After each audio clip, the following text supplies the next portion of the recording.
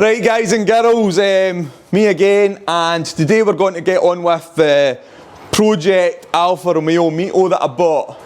For some of you who have seen the last sort of wee update video I done on it, or the sort of introductory video. For those of you that haven't seen that video, I'll just do a quick sort of update, or you could go back to the previous video and have a look if you like. But generally, bought it for Copart as an insurance salvage vehicle. It's been smashed at the front. I bought it off of Copart. I won the bid at £1,600 plus fees, and it worked out with the delivery. It was just over £2,100. It was actually about £2,000 for the car, and then £120 or something for the delivery. So that was an absolute, well, I thought it was a bargain, because this model here in particular, it's a 2016 and it's a collision, which means it's basically its collection for the English speaking amongst us. Or collision, as my mate called it, because it's been in one. Basically, they're selling for sort of £7,000 and £8,000, similar miles, similar year, similar specification. It's a really high spec car, this. It's got the 900cc twinair turbocharged engine, which is a good mix of sort of fuel economy and efficiency, I think. But the best thing about this one is that there's zero road tax to pay. So in this country, you have to pay road tax every year in order to be able to use the roads or park on the roads. And this one, you don't have to pay it because it's got low emissions. Low emissions cars are exempt for the road tax, so that's good.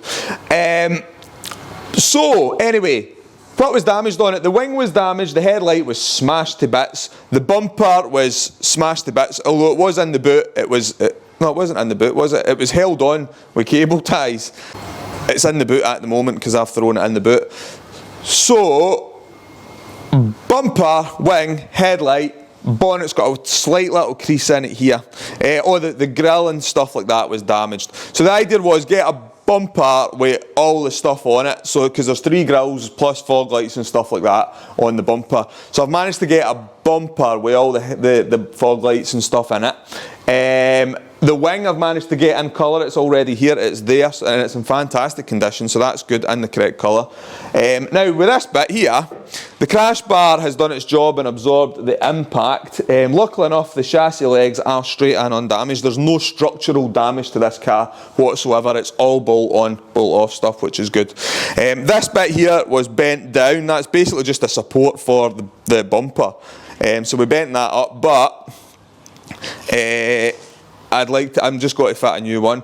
This bit here is also busted. I hadn't noticed that before. But the main thing is that this bit here, the slam panel, it's bent, like we noticed, didn't we? Now, I could heat that up and fix it, or straighten it out. But what I'm worried about is it'll never be 100%, and I'm worried that it'll mess up the sort of the gap sort of lines and stuff like that on the front. I mean, 1mm or 2mm out makes a massive difference to the sort of panel gaps. So I thought, no, I better just get another one of those. Problem is that this bit alone is about £150 plus delivery. The crash bar was 40 or 50 quid second hand with delivery. This bit here, I couldn't even find. So anyway, I've went on. Oh, there's also another bit here that supports the bumper, which is smashed to bits. So I needed one of those. So I went online, eBay, and 20 miles up the road, there's a guy that's breaking one of these. And we've got everything we need. Slam panel, that little bit there that is smashed to bits. So we've got this bit here, perfect condition. Crash bar, bumper support. And we've got the horns as well, which were damaged. They're in the sort of thing in this one, so that's good. £120 for everything. What a bargain that is. It's much, much better value if you can get stuff like that with all the bits joined together and do like a deal to buy everything. Like the bumper, as I say, I got the bumper with the fog lights and the grills and everything in it, in colour. I think it was 130 quid delivered. If I was to buy it all separately, the bumper, get it painted, it would have been £400 or £500. But people, sometimes they just like to get rid of it. It means it's easier for them to sell stuff as a unit, and they get rid of it then. The bonnet, I couldn't find a bonnet in colour. Well, I could, but it was miles away and it was collection only, and I didn't want to travel 300 miles for a bonnet. This one here, well manned, it's just caught the tip here. I don't know if you can see it. It's just caught the tip. I'll be able to mend that. But basically, the challenge today is I want to be able to use this over the next few days. I've got, some of you will know that I drive Class 2 HGVs sometimes as well as a sort of part of an agency job. So I've got a couple of shifts tomorrow and the next day, and I want to be able to use this to get there basically. I'm going to Morecambe. So I'm going to drive up there with this, hopefully, if we can get it fixed today, and see what it's like mechanically, because I want to know if it needs any mechanical parts done on it. And the only way to know that is you can have a look around it, but the best way to do it is just to drive it. So, fire it all together. We'll sort all of this out next week, this wee bit here. The only thing I couldn't get actually was the splash guard. I could get one, but they're brand new, they're 90 quid, which is ridiculous, because normally they're like 25 quid delivered for a splash guard, and out of all the things that I thought I would struggle to get, a splash guard wasn't one of them. So I'm hanging off for a second-hand splash guard at the moment, but if it gets to next week, I'm waiting on the logbook coming back for it. If it gets to next week and the logbooks came back and there's still no sign, I'll just have to buy a new one, which has got a sting, to be honest with you. 90 quid for a splash guard, that bit of plastic, unbelievable. But anyway, the bumper's coming today. The new bumper, the headlight should be here today as well, according to the tracker thing. Let's just try and get it built up, and then we can take it a drive hopefully and see what it's actually like. Let's crack on. Okay, so first things first, we need to get rid of all the damaged stuff. Not that much really. We've already got the bumper off in a previous video. Front crash bar, bottom sort of bumper support thing, that wing and whatever's left of the headlights, as well as the sort of slam panel radiator support sort of thing. That's about it. Basically all the broken stuff. So right, we've got the front valance off. I wanted to try and avoid emptying the radiator and stuff. I certainly wanted to avoid emptying the air conditioning unit. So by a bit of sort of messing around, I've managed to sort of do all that. And it's only took me to get to this point, it's only took me about 45 minutes, which I'm pretty chuffed about really. I could have had it all off, all stripped in half an hour if I wasn't bothered about trying to sort of save any of the fluids or anything like that. The only actual main part I've actually had to disconnect is the intercooler, which is just 2 Jubilee clips. So that's dead easy. So next job is on with we'll get the wing off, because at the moment it's this wee flitch here as part of the wing, this thing here. Luckily the new wing came with that, because this bit's bent. So we'll crack on and get that sorted out. Get the wing off next, and then we can start building it back up.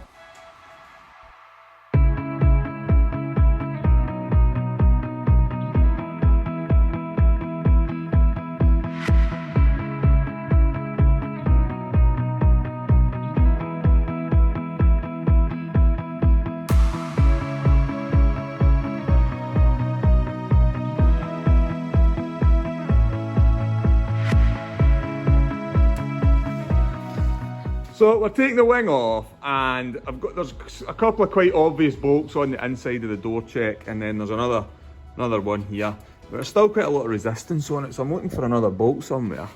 And I'm just looking around. And then you can see there's a big seam of underseal here, but I wasn't expecting. I'm looking in. The flipping bolt is right there, and they've just undersealed right over the bolt. You can imagine them when they've been designing it, can't you? And be like, yeah, you'll just underseal around there. And then they'll be telling guys like, but it goes over the bolt. And then his boss is like, fuck it, it's Friday, just go over the bolt. So we can get on now. We found that sneaky little bolt. There we go, we stripped it off, and I'm glad to report that there was no damage underneath it, no hidden damage, so that's good. Straight on with the new to me wing that we managed to get in the correct colour luckily, so the match is absolutely spot on and there's no damage or anything like that. After the wing is on, then we can crack on with putting the front end back together. First of all, we need to strip this part here that we got. We basically got a full new front end, pretty much with the new radiators and everything in it. We don't need those radiators, we're using the ones off of this car because we know they are good. So we'll strip those off and then we can rebuild it all back up. Straightforward really.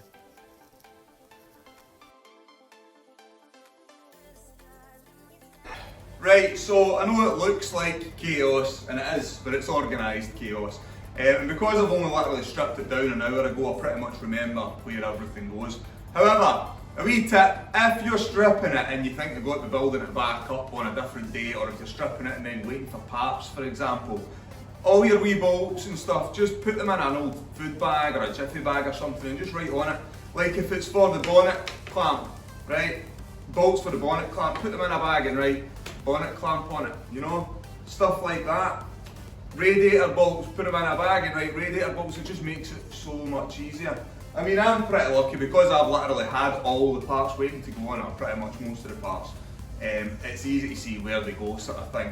Also, like to here, when I've taken the bolts out of this, the expansion tank for example, I've actually put them back into the new valance where they go, so it means that they don't get lost. I try and do that as much as I can, try and transfer the bolts onto the new part, and then you know exactly what hole they go in. So, top tip of the day guys and girls, bag your nuts and your bolts.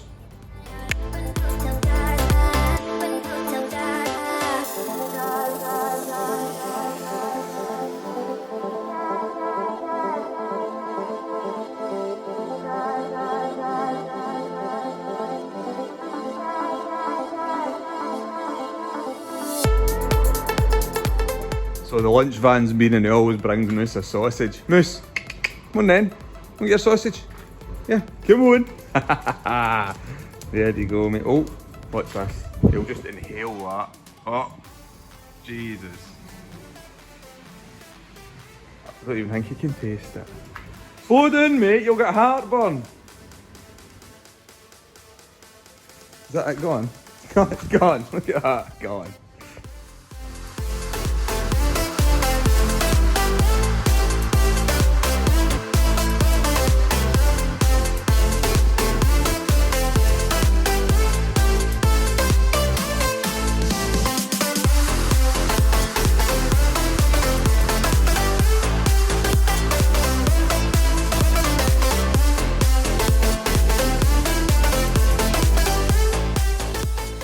I've also gone in and redone all the seam sealer in there as well. I've tried to recreate it and make it just as messy as the Italians have done. I think I've done them proud, to be honest with you. It's a good job you don't see that bit, isn't it? But the good thing is, it certainly won't leak.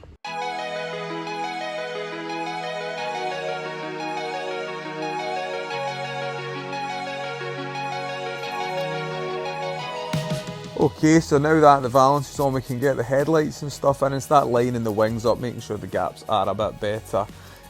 Also, with the front bumper, I got some new grills for it. I opted to get new grills. The ones that came with it would have been okay. They were just a bit tarnished, and I thought for the sake of, I think it was 89 quid for the 3 grills delivered. I thought, do you know what, it's the face of the car, nice new chrome, it's just going to look so much better on it. Especially against the gloss black paint, I think, and it's like giving it a facelift really, isn't it? It looks brand new at the front with all this kind of new stuff on it, so I think that was money well spent personally.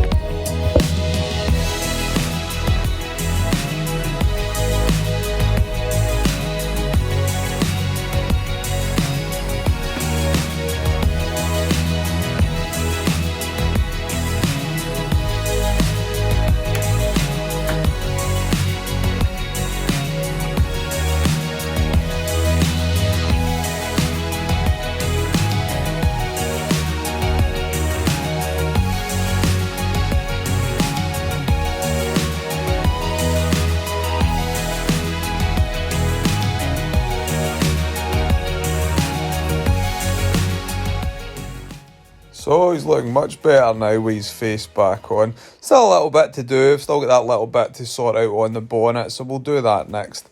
But generally speaking, it's nice to see it all back together again and in one piece, isn't it? Anyway, let's get that bonnet sorted. So first thing I'm going to do is I'm going to cover up the engine bay and all the windows and stuff like that, because there is going to be a bit of overspray here with like primers and things like that. Also dust, because we're going to use some fillers, and they create a lot of dust when you're sanding them down, so you don't try and avoid getting that into all the sort of cracks and stuff like that. The dust is the worst because it gets into all the wee gaps and the joins and things like that. If you don't cover it up, it's just a pain to get out, really. So first thing we've got to do is we've got to sand back the area to be repaired. So this is like 80 grit sandpaper, so really pretty coarse really, and we're just taking all the paint off of the area that's actually damaged. And now there is a little bit on the right on the edge here, and there's also another little bit just on the corner where I think the broken headlight, when it's been walloped, it's basically sort of came up and just creased it a little bit. I did actually dress it back down with a hammer earlier on, so it's almost to the right shape, so we're just sort of refining it, really getting it back into its proper shape again. I'm going to put some tape on here on this swage line. Now that's basically just to stop the sandpaper from scratching all the way up the bonnet really. I want to try and keep the sort of scratching sort of as localised as possible, especially with the coarse sandpaper, because it just gives you more work. You only really want to use this stuff on the damaged areas, or areas that you're going to be applying body filler to. So we sand it back down to the metal, and then we crack on with getting some body filler on it. Mix up some body filler and we're good to go really. Now when you're doing body filler, I buy this stuff at Amazon actually, it's pretty cheap. I forget the name of it, it's £4 delivered or something. Usual same old, it's a golf ball to a pea is the ratio, so a golf ball's worth of filler to a pea sized worth of hardener, and you just put it on. You try and push any air bubbles or pockets out of it, so you kind of apply it firmly. Don't expect to get it right first time, you'll probably have to apply it 2 or 3 times, sand it back and then apply it again. So just put it on liberally really, wait on it to harden, and then you can sand it back down. So it's all hard now. Generally takes about 20 minutes to go hard. If it's really warm, then a bit less. If it's during the winter, then a bit longer, but generally speaking 20 minutes is enough. In the winter you can actually add a wee bit extra hardener just to make it go off that little bit quicker. So we're sanding it back. I think I'm using 120 grit just to sand it back, get it into sort of the shape that I'm looking for. And then we can look at it after that, and we can see if it needs more on or whatnot.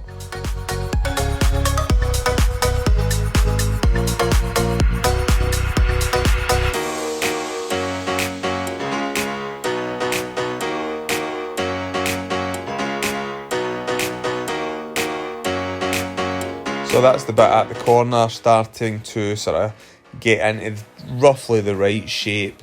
Basically you put on quite a lot of it and you actually end up taking most of it off, and that's the right way to do it. You only want enough just to fill in any low points on it. Any high points you would knock down with your hammer, and then any low points you use the filler. On the top bit here, just again, there was actually, as I said, that was a bit of a high point. I actually had knocked that down with a hammer earlier, and what we're doing here is we're actually just filling it in and taking the hammer sort of marks out of it. So pretty easy, straightforward. Always use a block if you can, just to keep it flat. If you use your fingers, that's fine, but sometimes you can get sort of finger marks and troughs in it if you don't know what you're doing. So it's always best to use a block when you can. I always use a block. I know that there's professional painters out there that are absolutely brilliant at this and can do just as good a job with their hands, but I'm not that good, unfortunately.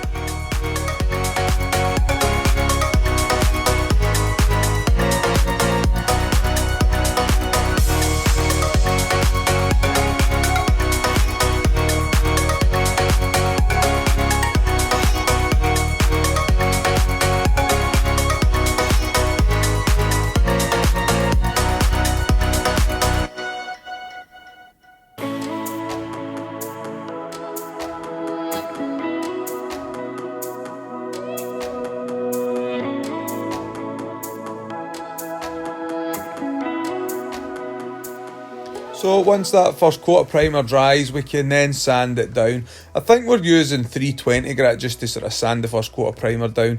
And the good thing about it is when it's all uniform, it's much easier to see if you've still got any high or low points on it. I've got a little low point still on the corner here, so I give it another sort of little application of filler and then sand it back again. And then it should be perfect then to sort of start priming and finally painting. So after this, we'll put another coat of primer on it, maybe two, just to sort of give it a nice thick coat of primer, and then we can sand it down ready for paint.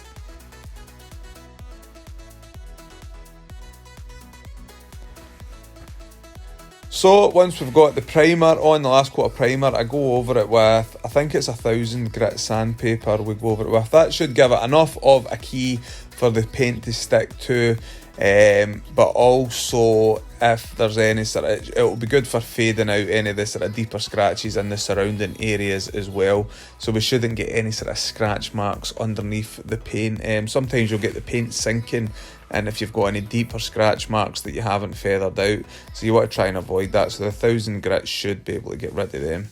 So once we've done that, it's a case of panel wiping everything, covering it with bags, and then the paint goes on. So I've just put the second coat on, and as you can see, it's starting to look a bit glossier now. The first coat you actually put on is just a very light coat. It's just a sort of a coat that just to help it stick, and then the second coat you put on a bit thicker. I'll probably do 3 coats on it actually, and then we'll put some thinners on just to blend it in, some spray thinners. There is a couple of just little tiny sort of, I'm trying not to touch it, sort of fish eyes just there, and then there's another one there. I always get that in this unit because of the amount of silicone and waxes and things like that we use. It's literally, the silicone and stuff gets everywhere, even in all the dust. So, but to be honest with you, as I say, there's only 2 or 3 of them. I can handle that, and once it's all sort of painted and flatted out, we can just touch them in with some wee bits of paint and you'll never notice it. The reason I have flatted all of this bit here, this area, I've done that with 2000 grit, and it's just so that if we get any sort of overspray as we're blending it, it gives the blend something to sort of adhere to, and it means we're going to be polishing this anyway, just to sort of polish it all together. What we'll generally try and do is polish it up to a swage line, or sort of blend it up to a swage line. So I'll start, so the first coat you'll go a wee bit up, and then you get a wee bit further up, and then the last coat you'll just kind of go right up to the edge of the swage line, and then that'll sort of, hopefully, the idea is that when you buff it up afterwards, it'll make it sort of less noticeable. But anyway, I think it's sort of getting there now. Hopefully in an hour or 2 it'll all look the same colour. This stuff's good. It's basically just thinners in a can, and basically what you do is you spray it on the sort of edge of your repair, and it just helps you to blend it in really. Sort of all the dry areas, when you're spraying an aerosol, well, any paint really, you get a sort of area around the edge of the repair where the paint goes kind of dry almost. The thinners just basically lets it sort of bind into the paint, and it makes a big difference when you're doing wee spot repairs and stuff like that. Spot repairs will never be perfect. The best way to do this would be to paint the full bonnet. I just don't have the facilities here really to do it properly. So a spot repair is fine by me. I'm quite happy with that. Wait till you see it when it's all polished up. It will look much, much better, I promise you. So once all the paint's all dry and stuff like that, we can then start to flat it back and make it all sort of blend in. So we start off with 1200 grit sandpaper, then work up to 1500, and then finish with 2000. And the 2000 grit just leaves it nice and sort of matte and just ready to polish really. And then the buffer with some compound just brings it up looking, well, hopefully looking great.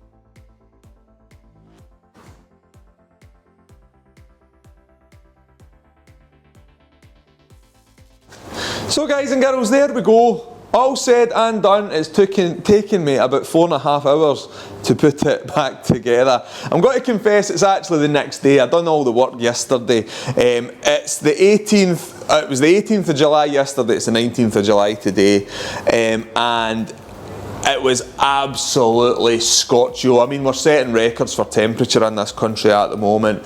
It was 37 degrees in the unit yesterday when I was doing this, and I swear I had an ass crack waterfall going on. So I did, I really did. It was boiling. So once I got it all bolted back together, that wee bit painted, I took it out a run, took it home just to drive it and see what it was like. It's taxed, it's MOT'd, it's all legal.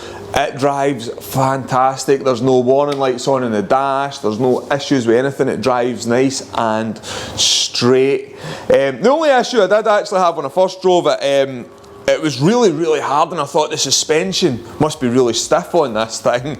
Anyway, after a bit, I'm like, nah, something's not right here, and I checked the tyres, and the tyres were all up at 45 psi for some reason, I don't know why. Put the tyres back down to the 28 psi, which is what they should be, and it drives, it doesn't float over the bumps, because small cars never do, but it's much smoother, absolutely. It stops well, it steers well, it goes well, there's no horrible noises or grinding or clunks, it just does everything right. And basically, it's a half price car, less than half price. It was an absolute bargain. Also, I didn't realise, it's actually got loads of good stuff on it. It's got cruise control, it's got sat nav, it's got beeps for speed cameras, it's got reverse sensors, it's a really, really 6-speed gearbox. I thought it would just have been a 5-speed. It shows you how much attention I paid to it actually. It's got different modes, it's got economy modes, it's got like performance modes and stuff like that gives you all the power. It's a cracking wee car actually, nice wheels, very, very, very well spec'd. All said and done, with the repairs, it's going to cost just under £3,000 realistically. Now I'm going to put a fresh MOT on it and a full service. So I'm going to be somewhere, I'm going to just pay the garage to service it, just because it's easy, it's got ramps and stuff, and the car was cheap enough. So it'll probably be in it for about 3,250 or something like that. And it's a steal at that, it really is. I'm going to spend another day on it. It needs cleaned, that'll be the next video, because inside is just grim in there. It's like a flipping horse's stable or something in there, it's horrible. In fact, I'm pretty sure horses would keep their own stable cleaner than the girl that had it. I know it was a girl because her name's in the sat nav, her phone name. Anyway, I'm not going to mention her name. So, she was a dirty cow, put it that way, because it's grim in there. But the good thing is that the car will clean up really, really nicely. Everything's actually in good condition. So they've obviously, apart from it being dirty, there's nothing that's actually been sort of damaged or abused. It will clean up like brand new in there. The outside being black, it needs a good polish. It's been through some car washes that haven't taken the best care, obviously. Sort of automated washes. It's just dull up and down the sides. So a good machine polish will sort that out. The bumper that we got, as usual when you buy panels for scrap yards, although they take their sort of effort to try and wrap them up, they're sort of stored against each other, and you do inevitably pick up little scratches and scuffs on them. So the bumper is needing a right good flattened polish, but once that's done it'll be fine. Same with the bonnet, I need to finish just refining that. There's some little bits here and there that need sort of just fixed up, but once that's all cleaned up, it's got to look every bit as good as any other 2016 Mito on the road. Bearing in mind that this is a collection as well, it's one of the better spec cars. Can you tell I'm buzzing about it? I'm waxing lyrical about it a little bit, innit? So, but anyway, the car, advertising wise, selling wise, I think my sister's actually buying it off me, hence why it's getting a full service and stuff like that. Normally, I would sell it, put an MOT on it. I'd sometimes just sort of change the oil and things like that, and the next person can add any money where they want to do sort of thing. But because my sister, I'm going to just put a full service on it, get the lads to do it. So spending a wee bit more money on it. I've got to put new brakes on the front. The brakes, they're a little over half worn, so we'll put some new brakes on it. It's got to be a cheap car. I'm making a wee bit of money off it. It's my sister, so I'm not making as much money as I normally would. But generally speaking, I would advertise this car at 4,800 quid, and I would take 4.5, and it's a bargain at that. Because at the moment on Auto Trader, they're they're advertised around about the £7,500 mark. Obviously cars that haven't been smashed, but this is every bit as good as any one of those cars. Alright, it's got that wee bit of history, it's had a bloody nose at one point in its life, but everything's back to normal. It's as good as any other Mito on the road, and I think at £4,500 for somebody, it would be a bargain.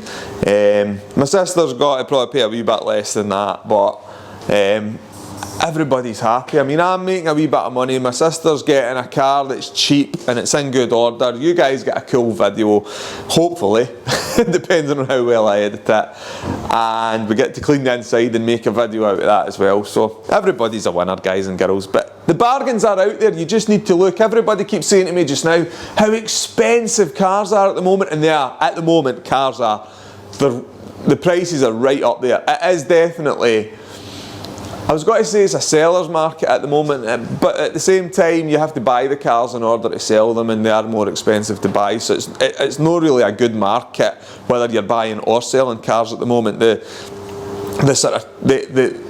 excess sort of amount of cars that are getting traded in just aren't there at the moment. Nobody's trading cars in, everybody's tightening their belts up, they're not bringing as many cars in. Some people are blaming Brexit, some people are blaming part supplies, some people are blaming what's going on in Europe as well. I don't know what the problem is. I just know that they're not been able to get as many cars out of the country, which is pushing the prices of used cars through the roof at the moment. But the bargains are there. You've just got to look and maybe be able to be prepared to get your hands dirty. There's nothing that I've done here that you guys couldn't do. It was literally a basic toolkit is all you needed. Torxes and bolts for the lot of it. Dead easy, as I say. A couple of rattle cans as well, 4.5 hours. You just need to look, guys and girls. Anyway, I shall see you in the next video where we shall be cleaning the inside of this thing, because it is absolutely stinking in there. I mean, it's just horrible. It's just horrible in there. So I'll see you in the next video, guys and girls, for that one. Thanks for watching. Ciao.